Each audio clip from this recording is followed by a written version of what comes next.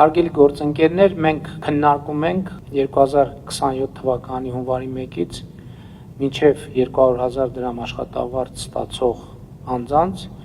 առողջության համընդհանուր ապահովագրության համակարգում ներառելու հնարավոր սցենարները եւ ինչու ենք քննարկում հնարավոր սցենարները, որովհետեւ այդտեղ մի քանի ուղղության հարցեր կան։ Մի ուղղությունը իհարկե զուտ առողջության համընդհանուր ապահովագրության համակարգի մեջ մարդկանց ներգրավելու, ներառելու անհրաժեշտությունն է։ Երկրորդը այն կանխավարկածը, որ աշխատավարձերի ցածր սեգմենտում մեր համոզմունքով եւ իմացությամբ գործում է ստվերային որոշակի սխեմա եւ կառավարության համար խնդիր է նաեւ լուծել սոցիալական խնդիրը, բայց չխրախուսել ստվերը եւ սա է պատճառը, որ այսպիսի քննարկումներ ենք մենք ծավալում եւ ես ուզում եմ կիսել, թե այս պայծրությամբ ինչ ուղղությամբ է մտածում կառավարությունը 2027 թվականի հունվարի 1-ից մինչև 200,000 դրամ աշխատավարձ ստացող քաղաքացիներին համընդհանուր առողջության ապահովագրության համակարգում ներառելու համար։ Մեր մտածածը հետևյալն է, որ 2027 թվականի ընթացքում գուցե կառավարությունը սուբսիդավորի մեծ անհրաժեշտ 10,800 դրամ ծախսի 4,400 դրամը, աշխատողները վճարեն 2,000 դրամ, այն 2,000 դրամը, որոնք նախկինում մինչև 2026 թվականի հունվարի 1-ը վճարում էին զինապահ հիմնադրամին եւ պակասող 4,400 դրամ հատվածը վճարեն գործատուները։ Այն պայմանով, բնականաբար, որ եթե աշխատավարձը կփոխվի, կբարձրանա եւ կհատի 200,000 դրամի շեմը, այդ դեպքում արդեն այդքան աշխատավարձ ստացող քաղաքացիները կներառվեն արդեն իսկ գործող 200,000 դրամ եւ ավել աշխատավարձ ստացող քաղաքացիների համար նախատեսված համակարգի մեջ։ Հիմա սա մեր մտածած մտքերի ընթացքն է այս պայծրությամբ,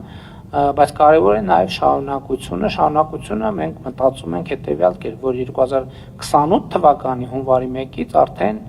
գուցե թե մենք գործարկենք հետեւյալ սցենարը, որ 10,800 դրամ ծախսի 6,000 դրամը վճարի աշխատողը, որը ինքը արդյունքում հետ է ստանալու 2028 թվականին արդեն որպես սոցիալական կրեդիտ համընդհանուր հայտարարագիրը լրացնելու պարագայում, այսինքն գործնականում քաղաքացու կյանքում շատ բան չի փոխվում։ Իսկ մնացած պակասող 4,800 դրամը շարունակի վճարել գործատուն էլի այն պայմաններում, քանի դեռ աշխատավարձը ցածր է 200,000 դրամից։ Երբ որ կհատի 200,000 դրամի շեմը, արդեն համակարգը կսկսի գործել են ընդհանուր պայմաններով, որի վերաբերյալ տվյալ պահին կկայացվի որոշում։ Սա է մեր մտքերի ընթացքը այսօր եւ մենք քննարկումների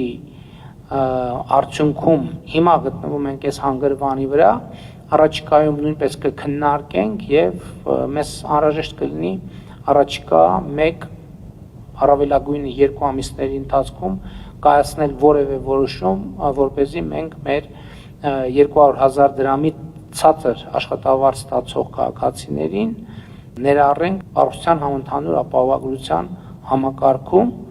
Իհարկե շատ ավելի լավ կլինի, եթե եւ երբ մեր հարգելի գործատուները նաեւ այս առիթը օգտագործեն եւ վերանայեն իրենց որոշումները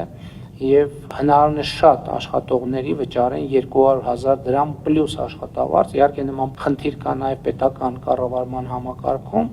եւ մենք նույնպես պետական կառավարման համակարգում այդ խնդիրը հասցեագրելու վերաբերյալ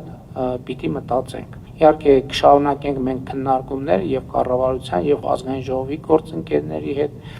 եւ աշխատողների ներկայացուցիչների եւ գործատուների ներկայացուցիչների հետ եւ կգանք որևէ վերջնական եզրակացության եւ որոշման։ Ես նաեւ քննարկում ընդհանուր ամփոփելով ուզում եմ ասել հետեւյալը. իհարկե այս փուլում առողջության համընդհանուր ապահովագրության համակարգի ներդրումից մենք ունենք բավարար գոհունակություն, բայց մյուս կողմից պետք է հասկանանք, որ ինքը դինամիկ համակարգ է, որը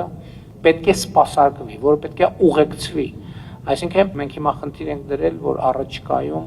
2029 թվականի հունվարի 1-ի դրությամբ բնակչության բոլոր շերտերը պետք է ներառված լինեն համակարգում, բայց դա չի նշանակում, որ մենք վերջ ավարտեցինք աշխատանքը։ Այսինքն համակարգը միշտ պետք է ուղեկցվի, որովհետև եւ շուկայի, եւ տնտեսության, եւ աշխատավարձերի փոփոխությունից, այդտեղ նաեւ փոխկապվածություններ մենք ունենք սոցիալական կրեդիտների համակարգի հետ, մենք պետք է անդադ ուղեկցենք, անդադ քննարկենք, որպեսզի համակարգի ընդհանուր առողջությունը կարողանանք ապահովեն, եւ որ շատ կարեւոր է մատուցվող ծառայությունների որակը, իսկ որպեսզի մատուցվող ծառայությունների որակը լինի պատշաճ, համակարգը պետք է լինի ֆինանսապես առողջ, որպեսզի կարողանա, որտեղ որակը այդ ծախսը, պետք է այդ ծախսը որակը սպասարկվի, բայց սա արդեն հետագայի խոսակցություն է, մենք այսօր նաեւ քննարկեցինք, որ հետագայում, տեսեք մենք ասում ենք, որ կենսաթոշակառուների թոշակի գնողունակությունը ըստ էության մենք պետք է ինդեքսավորենք,